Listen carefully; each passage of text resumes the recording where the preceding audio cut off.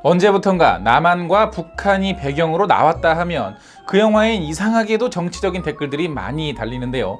이 영화 역시 개봉 전부터 정치병 환자들한테 단 1g의 칭찬도 없이 뭐 이거 딱 봐도 종북 영화구만, 반미 진북 영화네, 빨갱이 영화인, 북한 미화하고 있네 이러면서 영화도 보지 않고 대차게 까더라고요. 별점 테러는 뭐 이제 그냥 당연한 거고. 근데 정작 이 영화를 보시면 엄청난 까방권이 영화에 들어가 있습니다. 그래서 영화를 안 보고 무작정 이 영화를 까고 욕하고 이러면 정말 잘못하면 매국노 친일파. 그러니까 제 얘기는 까고 싶어도 보시고 까라 이거예요. 물론 저는 뭐 오늘 리뷰에서 어느 편도 안 들 겁니다. 저는 오른쪽이 됐든 왼쪽이 됐든 합리적인 사람들의 말만 듣기 때문에 대충 늘은 다크디멘션으로 제발 좀 도르마무야 좀 데려가. 뭐 이거 딱 봐도 종북 영화네, 북한 미화하고 있네. 심지어 강철비 1편 같은 경우도 우리도 핵무장을 해야 한다라는 게 오른쪽 사람들의 주장이었잖아요. 영상에서 오른쪽은 이쪽인가? 핵무기에 준하는 그런 체계를 가져와야 된다. 그들의 주장을 그대로 실현해준 영화인데 보지도 않고 깠잖아요. 이 영화도 마냥 깔 수만은 없을 겁니다. 굉장히 영리한 영화였어요. 전문가 한 줄 평에서도 뭐 정치 풍자극이다라고 얘기를 하는데 정치 풍자가 어땠는지는 조금 이따 얘기하도록 하고요. 그러니까 강철비 2를 보실 생각이시라면 이런 정치병 환자들의 댓글이나 이런 거 그냥 아주나 무시하시고 보고 싶으면 보고 보기 싫으면 안 보시면 됩니다. 네이버 평점은 믿지 마시고. 네이버 평점을 그렇게 신뢰하면은 뭐 허구한 날 클레멘타인이나 맨날 보고 또 보고 보고 또 보고 해야지. 자, 많은 분들이 궁금해하실 것 같아요. 이 영화 강철비 2인데 강철비 1편을 봐야 될까요? 안 봐도 됩니다. 전혀 다른 이야기. 정말 안 보셔도 상관이 없습니다. 참고로 이 영화의 원작 웹툰이 있죠. 스틸레인이라고. 웹툰의 스토리 작가가 이 영화의 감독님이기도 합니다. 안녕하세요. 같이 영화 보는 남자 옥준입니다. 오늘 여러분들께 리뷰해드릴 영화는 강철비 2 정상회담입니다.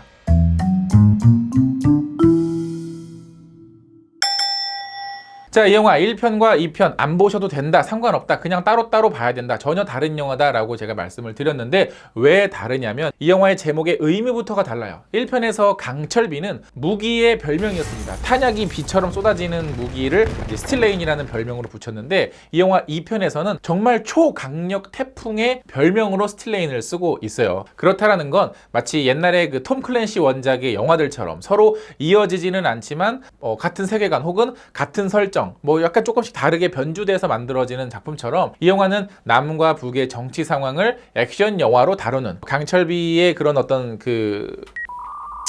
이게 뭐 주제라고 해야 될까요? 주제라고 할게요. 주제를 중심으로 만드는 그런 뭐 시리즈 영화다라고 생각하시면 볼 것 같고, 사실 저는 이런 혼란성 때문에 굳이 이 영화의 제목을 강철비 2라고 했어야 했나라는 생각이 들기는 해요. 그냥 뭐 강철비 정상회담 뭐 이렇게 넘버링 없이, 아니면 정상회담을 큰 제목으로 쓰고 강철비를 부제목으로 했어도 뭐 나쁘진 않았을 것 같은데 그냥 뭐 이게 개인적인 생각이고요. 왜냐면 헷갈리잖아. 이 영화를 보고 제일 먼저 떠오른 것은 바로 데프콘입니다.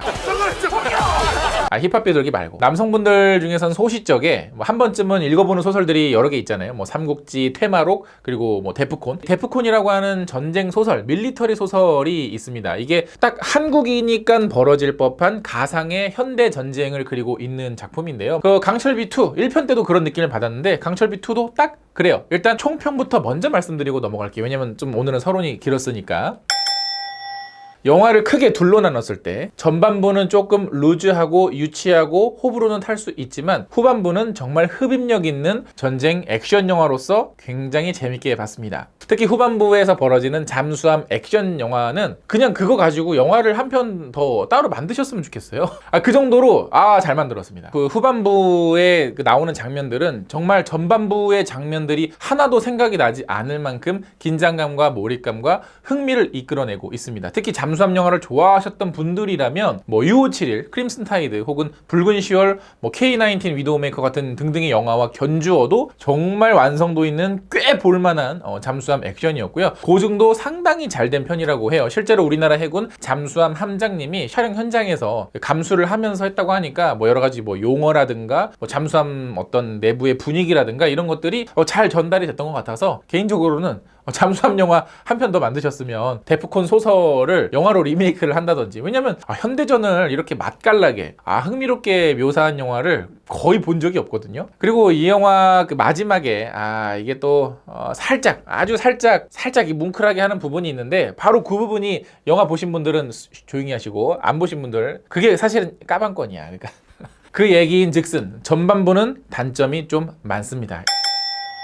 일단 캐스팅 얘기를 먼저 해야 전반부 이야기를 할 수 있을 것 같은데, 영화 자체가 가상의 상황을 다루는 만큼 캐스팅도 실제와는 전혀 상관없는 비슷하지 않은 배우들을 캐스팅했죠. 뭐 남한의 대통령 정우성, 북한의 국무위원장 유현석, 뭐 이거 캐스팅 자체가 야 이거 그냥 다 구라니까 진지하게 보지 말고 그냥 가볍게 봐 라는 선언처럼 들리기도 하는데, 그러다 보니 실제 인물과 비교하기보다는 영화 속의 가상의 인물이다 뭐 이렇게 생각하고 보는 게 마음 편할 것 같습니다. 뭐 그렇게 따지면 장동건이나 차인표가 뭐 대통령 연기를 했던 것도 있었고, 뭐 미국에서는 외계인과 싸우는 미국 대통령, 테러리스트들과 막 싸우는 미국 대통령 뭐 많았으니까 그냥 가벼운 느낌으로 보시는 게, 또 근데 그 와중에 미국 대통령은 연기가 정말 찰져요. 원래 이분 이퀄리브리움에서 마지막 찐보스로 나오셨던 분인데, 여기에 이 영화에서는 똥쟁이 대통령으로 나옵니다. 트럼프를 모델로 한 거 맞습니다. 말투며 행동 뭐 하나하나까지 트럼프를 모델로 했지만, 오히려 영화 속에 나온 모습은 트럼프보다는 정말 세상 진지함이란 1도 모르는, 한편으론 친근하면서도 또 한편으론 정말 재수없는 양키 아저씨 같은 느낌이에요. 좀 재수없는 레드넥인데 그렇다고 또 너무 나쁜 놈도 아닌, 약간 하여튼 그래 이게 맛깔져요. 나름 신스틸러였고요. 연기도 잘합니다. 처음에는 약간 신비한 TV 서프라이즈를 보는 느낌이었다가 중간에는 좀 미드를 보는 느낌으로 바뀌긴 합니다. 자, 유현석 씨 같은 경우에는 솔직히 가상의 인물이고 좀 굉장히 우리가 알고 있는 그 사람과 다른 이미지의 배우를 캐스팅하긴 했지만, 캐릭터 자체가 굉장히 애매하고 배우의 매력도 그렇게 크게 느껴지지는 않았던 것 같아요. 뭔가 영화 속 캐릭터에서 카리스마나 혹은 어떤 행동거지나 이런 것들이 뭔가 조금 밍밍하고 조금 중심을 못 잡은 듯한 느낌도 좀 들고, 캐릭터 자체도 굉장히 가벼운 편이고, 이 영화 안에서 이 스토리 안에서 그리고 그 안에서 벌어지는 갈등 안에서의 역할도 그다지 눈에 띄지는 않는, 정말 영화의 컨셉을 위해서 존재하는 기능적인 역할만 하고 있습니다. 그래서 뭐 굳이 따지고 보면 위원장이라는 설정까지 필요했을까 싶기도 한데, 또 그렇다고 이 캐릭터를 아예 빼버리면 아예 이 영화 속 상황 자체를 만들 수가 없으니까 하여간 좀 활용 면에서는 조금 부족했던 것 같아요. 마치 이거는 내가 갖긴 좀 아쉽고 남주긴 아까운 약간 그런 느낌. 그런데 이 영화의 정말 찐 주인공, 얘기를 안 하고 넘어갈 수 없는 역할이 있습니다. 바로 부함장 역할의 신정근 배우. 정말 긴 설명 안 할게요. 딱 한마디만 하고 넘어가도록 하겠습니다. 진짜 나 멋있어. 뭐 더 자세히 얘기하고 싶지만 아무튼 그 부함장을 빼고 나머지 남북미 대표 이 세 배우가 좁은 함장실에서 이런저런 상황들을 이어나가는 게 이 영화의 전반부인데, 이 중반부까지의 설정과 이야기의 장면들 여러 가지 것들이 그렇게 흥미롭게 다가오지는 않았어요. 왜냐? 뭐 북한에서 쿠데타가 벌어져서 남북미 대표가 잠수함에 갇혔다 정도의 설정과 그 정도의 기능에서 그치기 때문에 이렇게까지 긴 분량으로 가져갈 필요는 있었나 싶긴 하고, 오히려 영화를 다 보고 나서는 이 분량을 좀 줄이고 그 후반부의 잠수함 액션 장면을 좀 더 길게 늘렸어도 굉장히 좋았겠다라는 생각이 들더라고요. 그리고 그 앞에 이렇게 새 대표가 떠들고 뭐 이게 티격태격하는 이 티키타카하는 장면 때문에 아까 얘기했던 그 정치병 환자들이 굳이 꼬투리를 잡다면 뭐 거기서 이렇게 잡겠죠. 뭐 이렇게 뭐 정치가들이 하는 얘기들이 이렇게 나오니까. 또 그렇게 느껴지는 이유 중에 하나는 남한의 대통령 정우성이 뭔가 굉장히 객관적인 인물이거나 혹은 굉장히 입체적인 캐릭터는 사실은 아니에요. 마찬가지로 이 영화 안에서 이 새 대표는 정말 기능적인 역할만 하고 있습니다.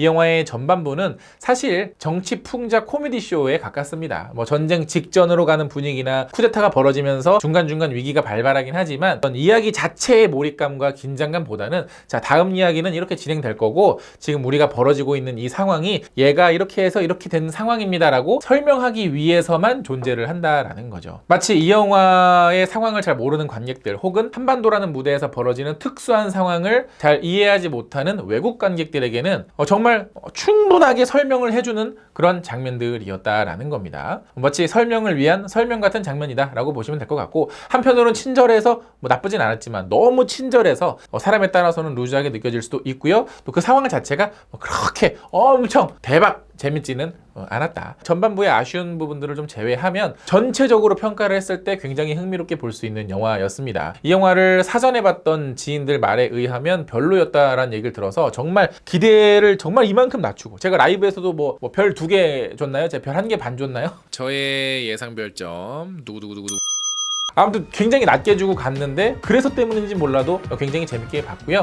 심각하게 가지도 않고 그렇다고 너무 가볍게 빠지지도 않고 그렇다고 쓸데없는 감성 발휘하지도 않고 굉장히 깔끔한 정말 알아서 잘 딱 깔끔하게 센스 있는 영화였습니다. 영화를 보신 분들은 물론 저랑 의견이 다르시겠죠. 그리고 이 얘기를 들으면서 정치병 환자들은 또 부글부글 끓으실 텐데 말도 안 되는 소리는 제발 좀 벽에다 대고 하시고요. 데이터 아깝지 않으세요? 예, 시간 아깝지 않나? 아무튼 예, 합리적인 비판만 해주세요. 합리적인 비판. 욕하고 빽하고 뭐 그냥 뭐 이렇게 똥 싸듯이 배변하듯이 그냥 툭 댓글 내뱉지 말고 아시겠죠? 예. 그러니까 그런 거는 이걸 보시는 합리적인 저의 구독자분들은 무시하라 이런 소리예요. 아시겠죠? 자, 영화에 대한 의견도 여러분들 댓글로 많이 달아주시고요. 영상 재밌게 보셨다면 좋아요 누르는 거 잊지 마시고 구독 버튼 아직 안 누르셨다면 구독 버튼 꼭꼭 눌러주세요. 그럼 전 다음에 더 재밌는 영화 리뷰로 찾아뵙겠습니다. 영화 보시기 전에 꼭 방역 수칙 잊지 마시고요. 저는 그럼 다음에 만나요. 안녕.